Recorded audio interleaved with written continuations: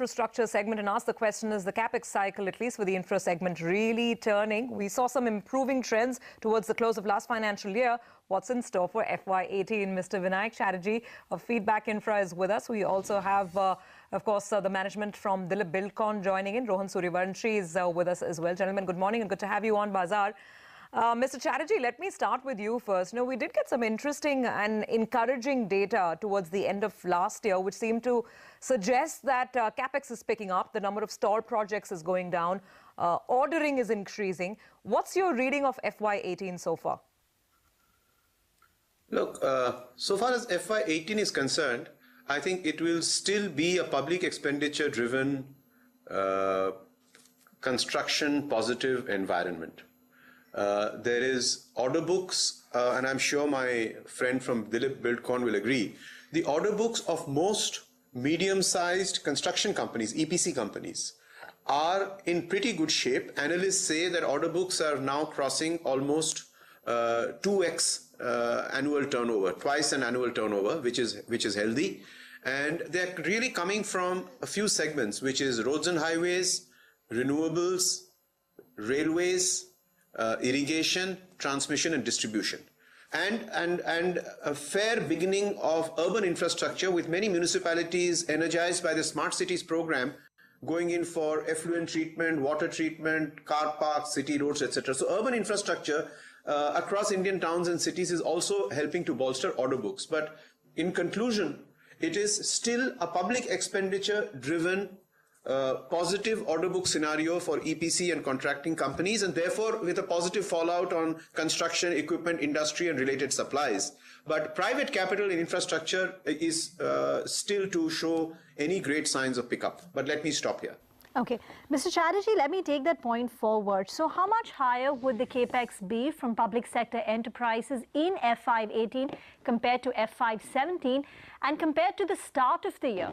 Has there been any incremental pickup in or any encouraging signs in terms of private sector capex picking up? We know it's not picked up at the full throttle, but are there any signs that it might pick up, say, by the end of F518 at least?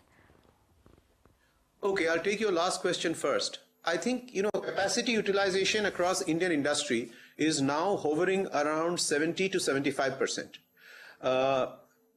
Particularly the sectors which are now seeing increasing order books, as I said, areas like cement, areas like steel, areas like construction equipment and construction related supplies. We believe that now that in the course of this fiscal, they will be hitting capacity utilizations of around 80 to 85%. Now, it is at that level when capacity utilization reaches 85 to around 90% in that band, that management start thinking of expanding capacity. So my understanding would be that in Q3 and Q4 of this year, you will see some of the sectors which are positively impacted by this public expenditure driven growth starting to make capex decisions again. Okay, so let's bring in Rohan Suryavanshi into the conversation as well. Rohan, what's your reading of the way, tenders are being put out as of now, and what does that or how does that rather reflect into your own order book growth targets for this year? Hi guys, thank you very much first of all for having me on your show.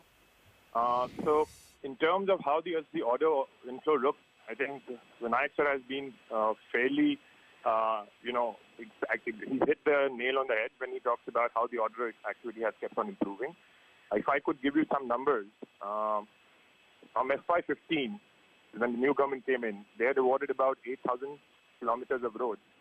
To FY17 last year, when the year financial just ended, they awarded about 15,000 kilometers of roads. And now the minister has publicly stated that he wants to award more roads in the next 2 years than he has in the last 3 years. In the last 3 years, it was 8,000 kilometers, then 9,000, and then 15,000. So in the next 2 years, we should see a huge improvement in terms of how the order activity should look. We are very, very excited. Now, specifically, if I can talk about this quarter, how it's been. It's usually the first quarter, and this is a year-on-year phenomena, is usually a little tepid. Because once the year ends, the government, gets into the mode of getting all the finances, and then the ordering activity tends to be a little muted, but then we tend to see a pickup in quarter 2, quarter 3, and quarter 4. Now, something like that is great for a company like us because the way that our orders have followed, come in the past, and the way that the orders now will be executed, it is best for us to be getting orders in quarter 3 and quarter 4. So, in the last financial year, Dilip Buildcon as a company, we managed to win about 11,000 crores of orders.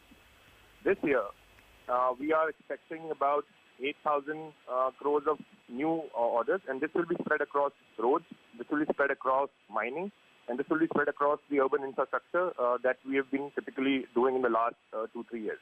Okay, Rohan, we're running out of time, so I'm going to try and keep this, keep this short. Last leg of GST, how will it impact the company? There's still a lot of confusion about how the GST will be impacting companies like us. The good thing is that because there will be set-offs given for each and every item that we'll be doing, so that's the good part of it. In terms of the fact that now all works contracts are also covered under GST, and earlier any of the public contracts that we did, none of them had service tax.